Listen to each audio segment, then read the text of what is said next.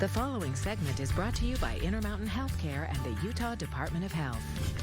We have Tanya Tetz here from the Department of Health with flashcards for parents. We're talking about communication between parents and children. And you have some, this is just such a great idea, little subjects to talk about and help inspire conversation. Yeah, especially over dinner. Yeah, why is it so important that parents learn how to communicate with kids? Well, right now we're focusing on the adolescents, which is the youth between 10 and 19 years of age. Okay.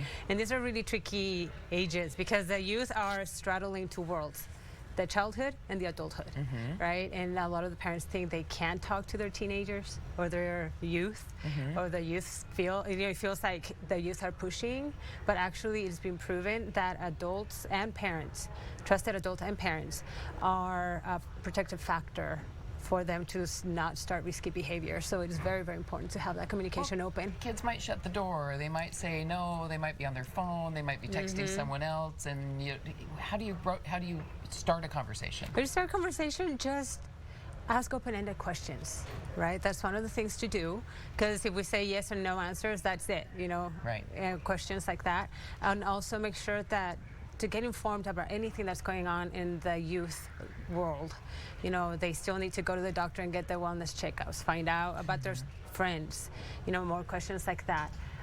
Talk with your child, not to your child. When they're little, we're so used to telling them what not to do, but once they start hitting the teenage, adolescent years, they're growing into adults. So they want to be treated a little bit older and not be told what to do. So have a discussion. Have a discussion and go in depth, yeah. And when you're having those conversations, make sure you listen. And then by listening, you'll be able to know where the conversation needs to go, and you can be able to share what your values are and your rules and your expectations. And I know one of the tips is to empathize. Put yourself in their shoes. Sometimes we forget what it was like to be a dumb kid. Yeah. Yeah. Need a little help. And sometimes, it's a big world for them, and so we will have between March 15th and the 21st on the Facebook page of the Utah Department of Health, we'll have daily posts with different health topics or resources, including a download for these cards. Oh, you can download the cards. You can download the cards, and then you can have your conversations over dinner or Utah in the Department car. of Health Facebook page. Thanks so much, Tanya. All right, Lindsay, more help for your kids. Hey, I always need some help.